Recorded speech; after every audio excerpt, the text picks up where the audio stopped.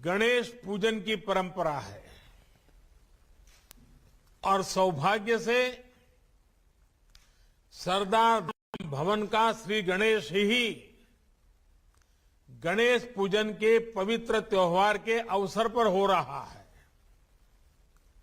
कल श्री गणेश चतुर्थी थी और अभी पूरा देश गणेशोत्सव मना रहा है। मैं आप सभी को गणेश चतुर्थी की और गणेशोत्सव की हार्दिक बधाई देता हूं। आज ऋषि पंचमी भी है। भारत तो ऋषि परंपरा का देश है। ऋषियों के ज्ञान, विज्ञान और दर्शन से हमारी पहचान रही है। हम उस विरासत को आगे बढ़ाएं। हमारे वैज्ञानिक, हमारे चिंतक पूरी मानवता का मार्गदर्शन करें। इसी भावना में हम पले बढ़े हैं। इसी भावना के साथ ऋषि पंचमी की भी आपको हार्दिक शुभकामनाएं। ऋषि मुनियों की परंपरा हमें बेहतर मनुष्य बनने की ऊर्जा देती है। इसी भावना के साथ पर्युषण पर्व के बाद जैन परंपरा में हम क्षमावाणी दिवस मनाते हैं, मिच्छामि दुक्कड़म करते हैं। मेरी तरफ से भी आपको, देश के सभी नागरिकों को मिच्छामि दुक्कड़म।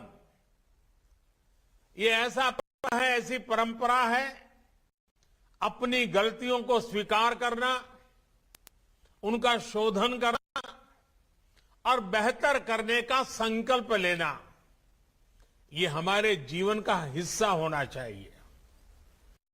मैं सभी देशवासियों को और सभी भाइयों बहनों को इस पवित्र पर्व की भी अनेक अनेक शुभकामनाएं देता हूं और भगवान महावीर के श्री चरणों में नमन करता हूं।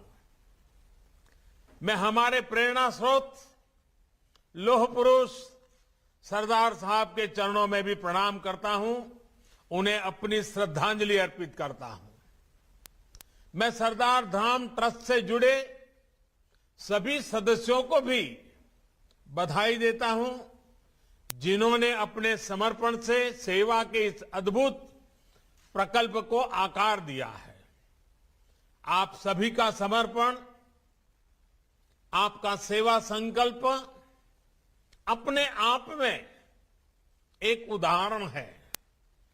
आपके प्रयासों से आज सरदार धाम के इस भव्य भवन के लोकार्पण के साथ ही फेज 2 कन्या छात्रालय का भूमि पूजन भी हुआ है। स्टेट ऑफ आर्ट बिल्डिंग, आधुनिक संसाधनों से युक्त कन्या छात्रालय, आधुनिक लाइब्रेरी, ये सभी व्यवस्थाएं अनेकों युवाओं को सशक्त करेगी।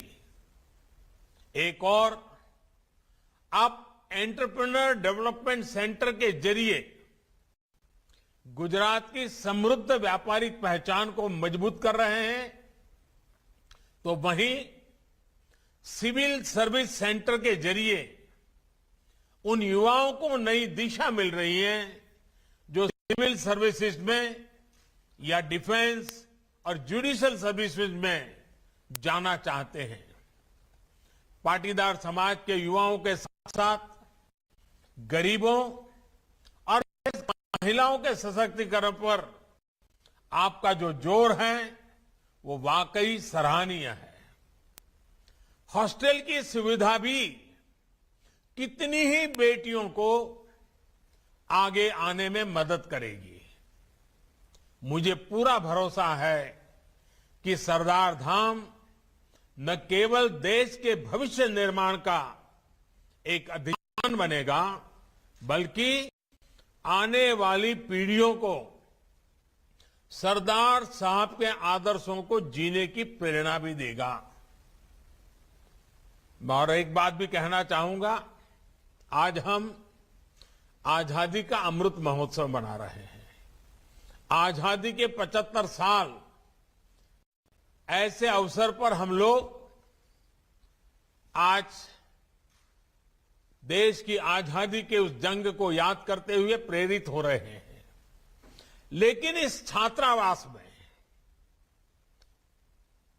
जो बेटे बेटियां पढ़ने वाली हैं और आज जो 18, 20, 25 साल की उम्र के हमारे नौजवान हैं, 2047 2047 जब देश की आजादी के 100 साल होंगे, तब ये सारे लोग देश की निर्णायक भूमिका में होंगे।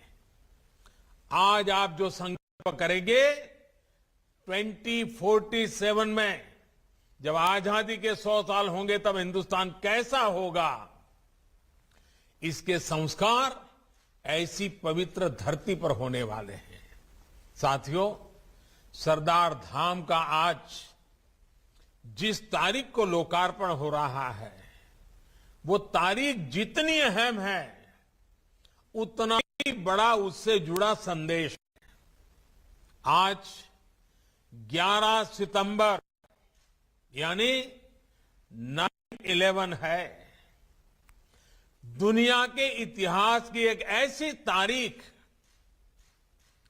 जिसने मानवता पर प्रहार के लिए भी जाना जाता है।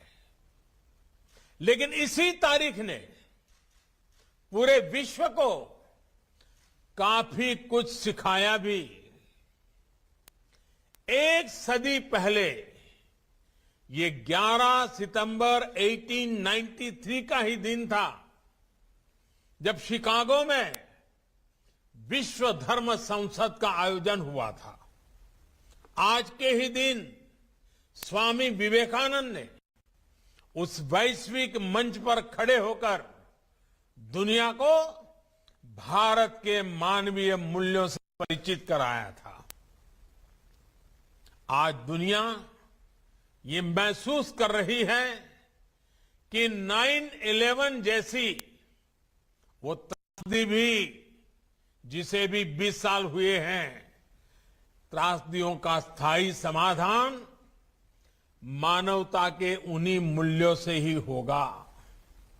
एक और हमें इन आतंकी घटनाओं के सबक को याद रखना होगा, तो साथ ही मानवीय मूल्यों के लिए पूरी आस्था के साथ प्रयास भी करते रहना होगा। साथियों, आज 11 सितंबर को एक और बड़ा अवसर है।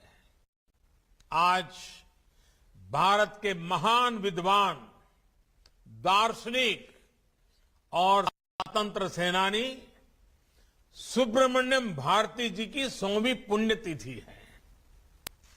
सरदार साहब जिस एक भारत श्रेष्ठ भारत का विजन लेकर चलते थे, वही दर्शन महाकवि भारती की तमिल लेखनी में पूरी दिव्यता से निखरता रहा है। जब वो कहते थे कि हिमालय हमारा है, तमिलनाडु में रहते थे, और सोच कैसी, और वो कहते थे हिमालय हमारा है, जब वो कहते थे कि गंगा की ऐसी धारा और कहां मिलेगी, जब वो उपनिषदों की महिमा का वर्णन करते थे, तो भारत की एकता को, भारत की श्रेष्ठता को और भव्यता देते थे। सुब्रमण्यम भारती ने स्वामी विवेकानंद से प्रेरणा पाई, श्री अरबिंदो से प्रभावित हुए और काशी में रहते हुए अपने विचारों को नई ऊर्जा दी, नई दिशा दी। साथियों, आज इस अवसर पर मैं एक महत्वपूर्ण घोषणा भी कर रहा हूं। बनारस हिंदू यूनिवर्सिटी में सुब्रमण्यम भारती जी के नाम से एक चेयर स्थापित करने का निर्णय किया गया है।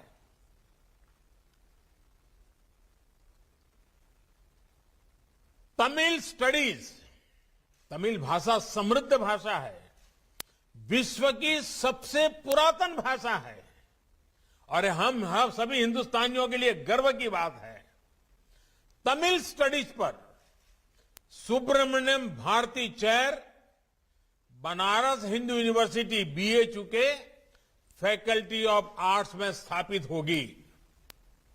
ये विद्यार्थियों को, रिसर्च फेलोज को उस भव्य भारत के निर्माण में जुटे रहने की निरंतर प्रेरणा देगी जिसका सपना भारती जी ने देखा था।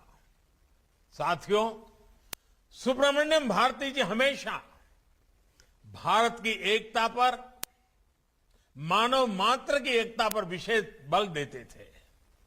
उनका ये आदर्श भारत के विचार और दर्शन का अभिन्न हिस्सा है। हमारे यहां पौराणिक काल के दधीच और कर्ण जैसे दानवीर हो या मध्यकाल में महाराज हर्षवर्धन जैसे महापुरुष, सेवा के लिए सर्वस्व अर्पण करने की इस परंपरा से भारत आज भी प्रेरणा लेता है। ये एक तरह से एक ऐसा जीवन मंत्र है जो हमें सिखाता है कि हम जितना जहां से ले उससे कई गुना वापस कर दे। हमने जो कुछ भी पाया है वो इसी धरती से पाया है। हमने जो भी प्रगति की है वो इसी समाज के बीच की है, समाज की वजह से की है। इसलिए जो हमें मिला है वो केवल हमारा नहीं है, वो हमारे समाज का भी है, हमारे देश का भी है। जो समाज का है वो हम समाज को लौटाते हैं और समाज उसे कई गुना करके हमें और हमारी अगली पीढ़ियों को वापस दे देता है। एक ऐसा ऊर्जा चक्र है, ऐसा एनर्जी साइकिल है जो हर एक प्रयास के साथ तेज होता जाता है। आप इसी ऊर्जा चक्र को और गति दे रहे हैं। साथियों, जब हम समाज के लिए कोई संकल्प लेते हैं तो उसकी सिद्धि के लिए समाज ही हमें साथ देता है। इसलिए आज एक ऐसे कालखंड में जब हम आजादी का अमृत महोत्सव मना रहे हैं तो देश ने सबका साथ, सबका विकास, सबका विश्वास के साथ साथ सबका प्रयास का मंत्र दिया है। गुजरात तो अतीत से लेकर आज तक साझा प्रयासों की ही धरती रही है। आजादी की लड़ाई में गांधी जी ने यहीं से दांडी यात्रा की शुरुआत की थी, तो आज भी आजादी के लिए देश के एकजुट प्रयासों का वो प्रतीक है, प्रेरणा है। इसी तरह खेड़ा आंदोलन में सरदार पटेल के नेतृत्व में किसान, नौजवान, गरीब एकजुटता ने अंग्रेजी हुकूमत को झुकने पर मजबूर कर दिया था। वो प्रेरणा, वो ऊर्जा आज भी गुजरात की धरती पर सरदार साहब की गगनचुंबी प्रतिमा स्टैच्यू ऑफ यूनिटी के रूप में हमारे सामने खड़ी है। कौन भूल सकता है कि जब स्टैच्यू ऑफ यूनिटी का विचार गुजरात ने सामने रखा था तो किस तरह पूरा देश इस प्रयास का हिस्सा बन गया था। तब देश के कोने कोने से किसानों ने लोहा भेजा था। ये प्रतिमा आज पूरे देश की एकजुटता की, एकजुट प्रयासों की एक प्रेरणा स्थली है, प्रतीक है। भाइयों और बहनों, सहकार से सफलता की जो रूपरेखा गुजरात ने पेश की, उनमें देश साझेदारी भी बना और आज देश को उसका लाभ भी मिल रहा है। मुझे खुशी है कि सरदार डाम ट्रस्ट ने भी सामूहिक प्रयासों से अपने लिए अपने 5 और 10 सालों के लक्ष्य तय किए हैं।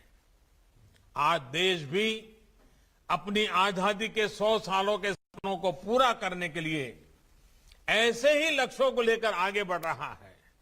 सरकार में अब एक अलग सहकारिता मंत्रालय का गठन भी किया गया है।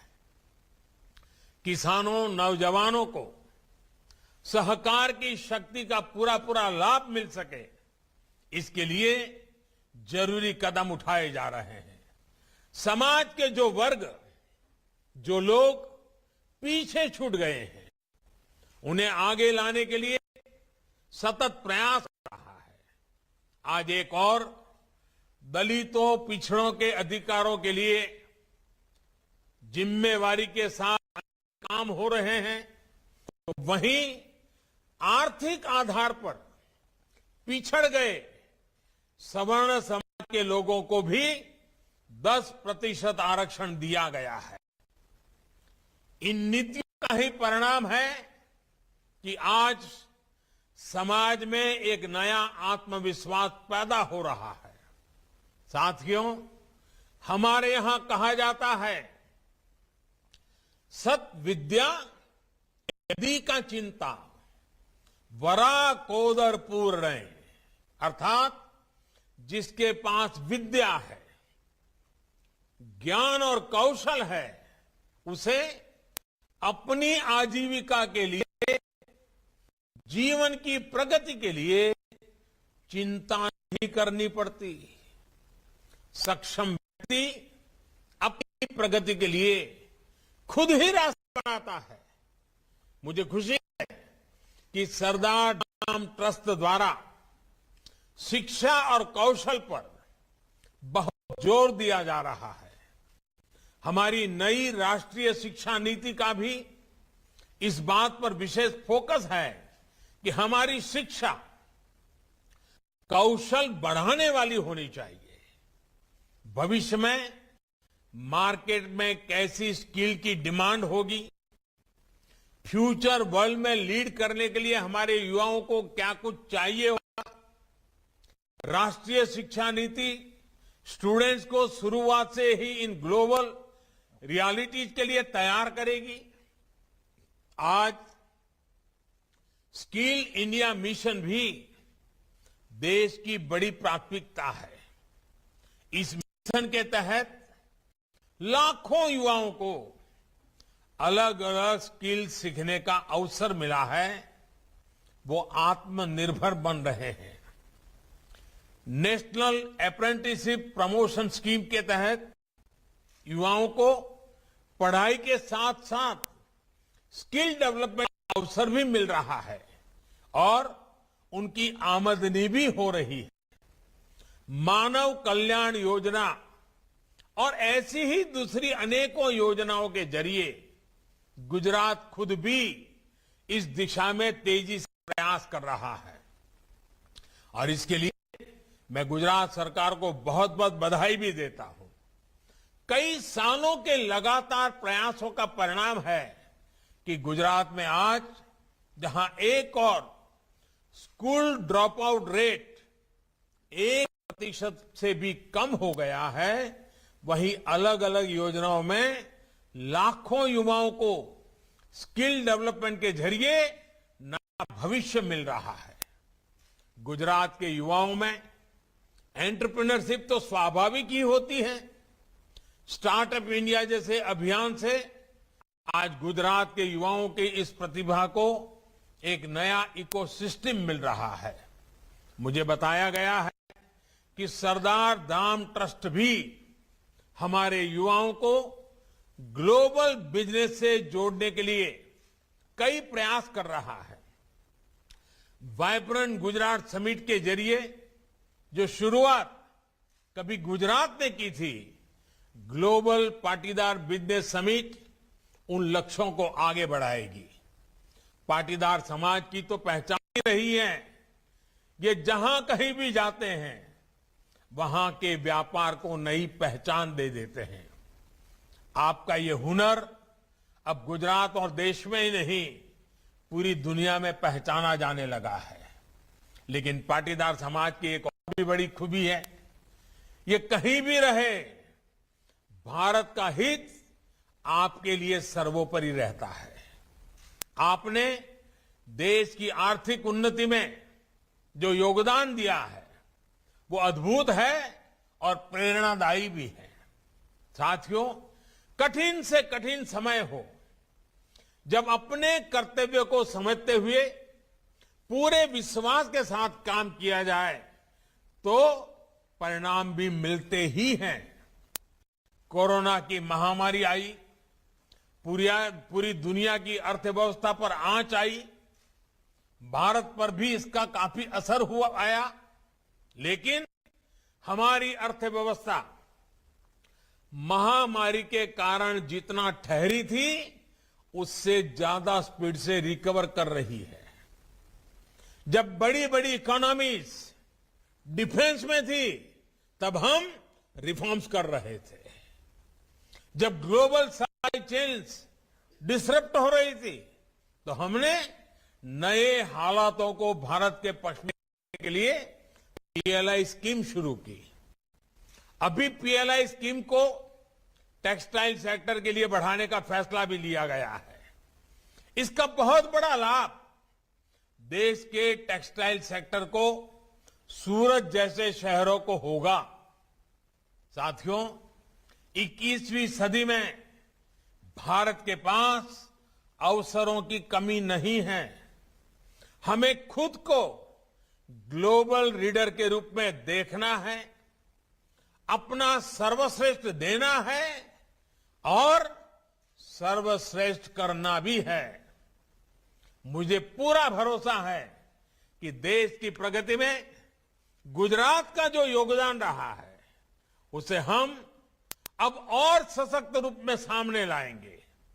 हमारे प्रयास न केवल हमारे समाज को ऊंचाई देंगे बल्कि देश को भी विकास की बुलंदी पर लेकर जाएंगे। इन्हीं शुभकामनाओं के साथ आप सभी का एक बार फिर बहुत बहुत धन्यवाद। आप सबने खूब खूब शुभकामनाओं। अब जो प्रधानमंत्री नरेंद्र मोदी को आप सुन रहे थे, जहां पर उन्होंने सरदार धाम